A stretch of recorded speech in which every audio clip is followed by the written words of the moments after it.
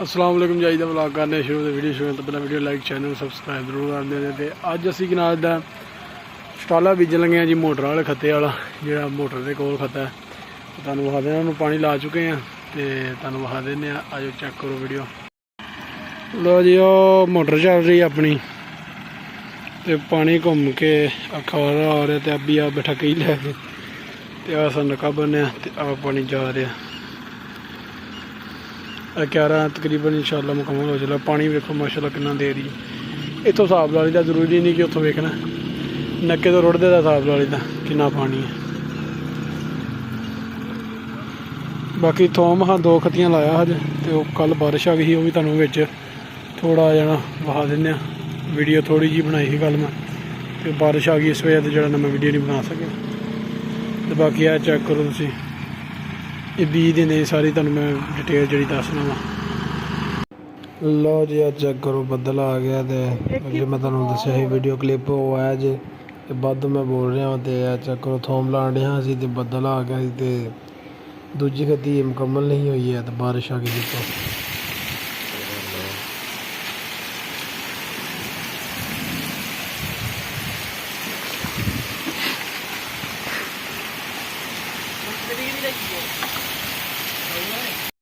लो जी कल का दिन तो लंघ गया अज तो अज फिर जो बदल आ गया तुम चेक कर सकते हो बिल्कुल नवी वीडियो अगले दिन की नैक्सट डे की।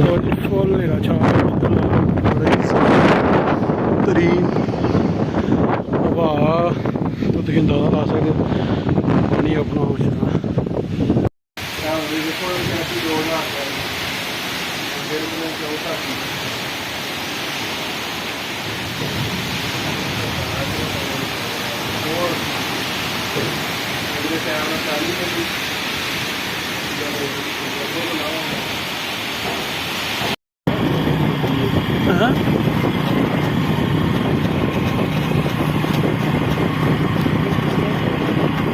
ये नहीं खिलाते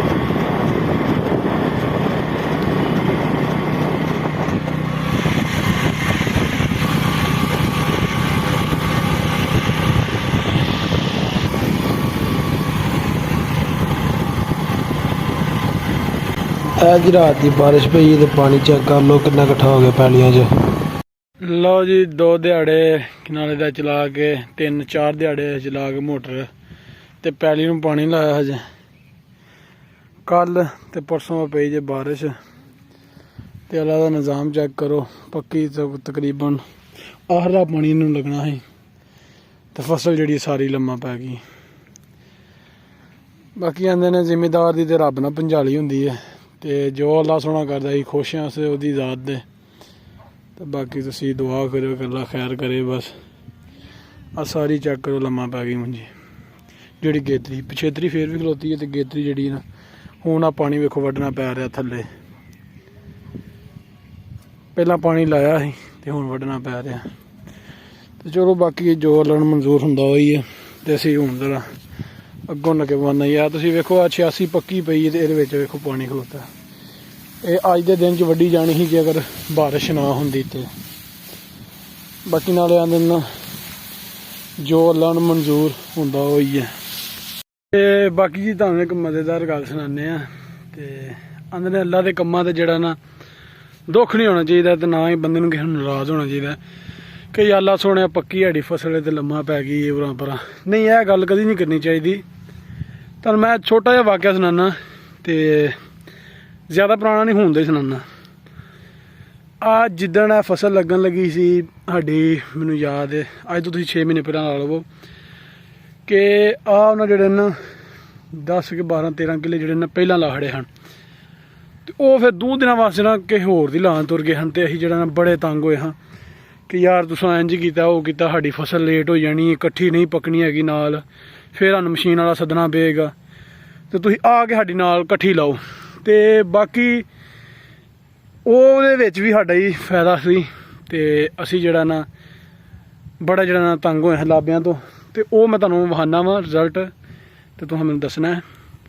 ਉਹਦਾ रिजल्ट है जे कि आ जिहड़ी ਪਹਿਲਾਂ ਲੱਗੀ ਜੇ ਲਾ ਸਾਰੀ ਲੰਮਾ ਪੈ ਗਈ ਤੇ ਜਿਹੜੀ ਅਸੀਂ ਆਨੇ ਹਨਾ ਕਿ ਤੁਸੀਂ ਇੰਜ ਕੀਤਾ ਉਹ ਕੀਤਾ ਫਲਾਨ ਕੀਤਾ ਉਹ ਵੇਖੋ ਮਾਸ਼ਾਅੱਲਾ ਖਲੋਤੀ ਹੈ ਸਾਰੀ ਮੁੰਜੀ ਮਤਲਬ ਕਿ ਜਿਹੜੀ ਬਾਦੋਂ ਲੱਗੀ ਹੈ ਉਹ ਖਲੋਤੀ ਹੈ। ਤੇ ਉਦੋਂ ਅਸੀਂ ਆਨੇ ਹਾਂ ਯਾ ਅੱਲਾ ਸੋਹਣਾ ਇਹ ਬੰਦੇ ਸਾਡੇ ਨਾਲ ਠੀਕ ਨਹੀਂ ਕਰਕੇ ਗਏ ਹੈ, ਭੱਜ ਗਏ ਨੇ ਤੇ ਲਾ ਭਾਡੀ ਰਹਿ ਗਈ ਹੈ 8-10 ਕਿੱਲੇ। ਤੇ ਬਾਕੀ ਜਿਹੜੀ ਉਹ ਅੱਲਾ ਦਾ ਐਸਾ ਕਰਮ ਹੈ ਜਿਹੜੀ 8-10 ਕਿੱਲੇ ਰਹਿ ਗਈ ਹਜੇ ਉਹ ਖਲੋਤੀ ਜੇ। ਤੇ ਜਿਹੜੀ ਪਹਿਲਾਂ ਲੱਗੀ ਹਜੇ ਉਹ ਆ ਵੇਖੋ ਸਾਰੀ ਲੰਮਾ ਪੈ ਗਈ। ਤੇ ਇਸ ਵਜ੍ਹਾ ਤੋਂ ਗੱਲ ਮੁਖਤਸਰ ਗੱਲ ਕਰਨ ਦਾ ਇਹ ਮਤਲਬ ਹੈ ਕਿ ਕਦੀ ਵੀ ਤੁਸੀਂ ਅੱਲਾ ਦੇ ਕੰਮਾਂ ਤੋਂ ਨਾਰਾਜ਼ ਨਾ ਹੋਵੋ। ਬਸ ਜੋ ਅੱਲਾ ਸੋਹਣਾ ਕਰਦਾ ਨਾ ਸਾਡੀ ਬਿਹਤਰੀ ਵਾਸਤੇ ਕਰਦਾ। ਤੇ ਇੱਕ ਵਾਰੀ ਐਸਾ ਦੌਰ ਆਇਆ ਕਿ ਫਸਲ ਪੱਕੀ ਸੀ ਤੇ ਨਾ ਬਾਰਿਸ਼ ਪੈ ਗਈ ਤੇ ਬੰਦੇ ਜਿਹੜੇ ਇਕੱਠੇ ਹੋ ਗਏ ਨਬੀ ਕਰੀਮ ਕੋ ਤੇ ਆਂਦੇ ਨੇ ਯਾ ਅੱਲਾ ਸੋਹਣਿਆ ਨਬੀ ਕਰੀਮ ਇੰਝ ਸਾਡੀ ਫਸਲ ਪੱਕੀ ਹੈ ਤੇ ਬਾਰਿਸ਼ ਪੈ ਗਈ ਹੈ ਤੇ ਇਹ ਜਿਹੜਾ ਨਾ ਕੰਮ ਸਾਡੇ ਨਾਲ ਮਾੜਾ ਹੋਇਆ, ਕੋਈ ਦੁਆ ਕਰੋ ਸਾਨੂੰ ਕਨਾ ਦੇਣਾ ਅੱਲਾ ਖੈਰ ਅਤਾ ਫਰਮਾਏ। ਤੇ ਨਬੀ ਕਰੀਮ ਨੇ ਦੁਆ ਕੀਤੀ, ਆਖਿਆ ਕਿ ਚਲੋ ਠੀਕ ਹੈ ਜਦੋਂ ਤੁਸੀਂ ਆਖੋਗੇ ਉਦੋਂ ਹੀ ਬਾਰਿਸ਼ ਆਏਗੀ। ਅੱਲਾ ਸੋਹਣਿਆ ਕਿ ਦੁਆ ਕੀਤੀ ਤੇ ਬੰਦਿਆਂ ਨੇ ਦੁਆ ਮੰਗਣੀ ਸ਼ੁਰੂ ਕਰ ਛੜੀ। ਜਦੋਂ ਫਸਲ ਕਿਨਾਂ ਦਾ ਪਾਣੀ ਚਾਹੀਦਾ ਸੀ ਉਦੋਂ ਦੁਆ ਕਰਨੀ ਤੇ ਬਾਰਿਸ਼ ਆਈ ਜਾਣੀ, ਜਦੋਂ ਪਾਣੀ ਨਹੀਂ ਚਾਹੀਦਾ ਉਦੋਂ ਦੁਆ ਕਰਨੀ ਤੇ ਪਾਣੀ ਜਿਹੜਾ ਨਾ ਆਉਣਾ। ਤੇ ਉਹ ਫਸਲ ਪੱਕੀ, ਚਲੋ ਤੇ ਫਸਲ ਪੱਕੀ ਤੇ ਉਸ ਤੋਂ ਬਾਅਦ ਫਸਲ ਕੱਟੀ ਗਈ। ਤੇ ਜਦੋਂ ਸਾਰੇ ਜਣੇ ਮੂੰਹ ਚ ਕਿਨਾਂ ਦਾ ਪਾਉਣ ਲੱਗੇ ਬੁਰਕੀ ਤੇ ਜਿਹਨੇ ਖਾਧੀ ਨਾ ਉਹ ਮਰਨ ਲੱਗ ਪਿਆ, ਮਤਲਬ ਜਾਨ ਉਹਦੀ ਨਿਕਲਣ ਲੱਗ ਪਈ। ਉਹ ਭੱਜੇ ਅੱਲਾ ਦੇ ਨਬੀ ਕੋਈ ਅੱਲਾ ਸੁਣਿਆ ਇਹ ਕੀ ਹੋਇਆ ਸੀ। ਤੇ ਜਿਹੜਾ ਵੀ ਖਾਂਦਾ ਉਹਦਾ ਕਿਨਾਂ ਦਾ ਫੌਤ ਹੁੰਦਾ ਜਾਣ ਡਿਆ।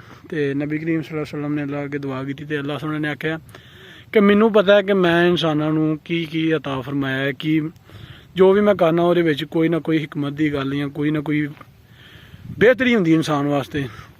ਕਿ ਹੁਣ ਪੱਕੀ ਇਹਦੇ ਵਿੱਚ 100 ਜ਼ਹਿਰ ਦਵਾਈਆਂ ਸਪਰੇਵਾਂ ਕੀਤੀਆਂ ਨੇ, ਅੱਲਾ ਸੋਹਣੇ ਨੇ ਉਹ ਕਿਨਾਂ ਦਾ ਜਿਹੜੀਆਂ ਨੇ ਝਾੜੀਆਂ ਨੇ। ਤੇ ਉਹ ਫਿਰ ਅੱਲਾ ਸੋਹਣੇ ਨੇ ਦੁਆ ਕੀਤੀ, ਉਹਨਾਂ ਆਖਿਆ ਕਿ ਅੱਲਾ ਸੋਹਣੇ ਤੇਰੇ ਕੰਮ ਤੂੰ ਹੀ ਜਾਣਨਾ ਤੇ ਤੂੰ ਅਸੀਂ ਨਹੀਂ ਅੱਗੋਂ ਇੰਝ ਕਰਾਂਗੇ। ਤੇ ਉਹ ਨਿਜ਼ਾਮ ਚੱਲਦਾ ਪਿਆ। ਤੇ ਬਾਕੀ ਅੱਲਾ ਸਭ ਨੂੰ ਕਿਨਾਂ ਦਾ ਅਮਲ ਦੀ ਤੌਫੀਕ ਅਤਾ ਫਰਮਾਏ ਕਿ ਅੱਲਾ ਕੋ ਨਾਰਾਜ਼ ਨਾ ਹੋਵੋ। ਜਦੋਂ ਵੀ ਮੰਗੋ ਅੱਲਾ ਕੋ ਸੋਹਣੀ ਸ਼ੈ ਮੰਗੋ। ਅੱਲਾ ਦੇ ਅਮਲ ਜਿਹੜਾ ਨਾ ਅੱਲਾ ਨੂੰ ਬੜੇ ਪਸੰਦ ਨੇ ਕਿ ਅੱਲਾ ਦੇ ਅੱਗੇ ਜਿਹੜਾ ਨਾਰਾਜ਼ਗੀ ਵਾਲੀ ਇਹ ਨਾ ਗੱਲ ਇਹ ਨਹੀਂ ਕਰਨੀ ਚਾਹੀਦੀ। ਗੱਲ ਇਹ ਹੋਣਾ ਚਾਹੀਦਾ ਅੱਲਾ ਸੋਹਣਾ ਮੈਂ ਤੇਰੇ ਤੋਂ ਰਾਜ਼ੀ ਹਾਂ, ਜੋ ਤੂੰ ਕੀਤਾ ਸਾਡੇ ਵਾਸਤੇ ਬਿਹਤਰੀ ਵਾਸਤੇ ਕੀਤਾ। ਬਸ ਇਹ ਦੁਆ ਕਰੋ ਕਿ ਅੱਲਾ ਸਭ ਨੂੰ ਖੈਰ ਸ਼ਫੀ ਅਤਾ ਫਰਮਾਏ। ਤੇ ਬਾਕੀ ਅਸੀਂ ਨੱਕੇ ਬੰਨ ਲਈ ਤੇ ਫਿਰ ਚੱਲਦੇ ਹਾਂ ਘਰ ਨੂੰ।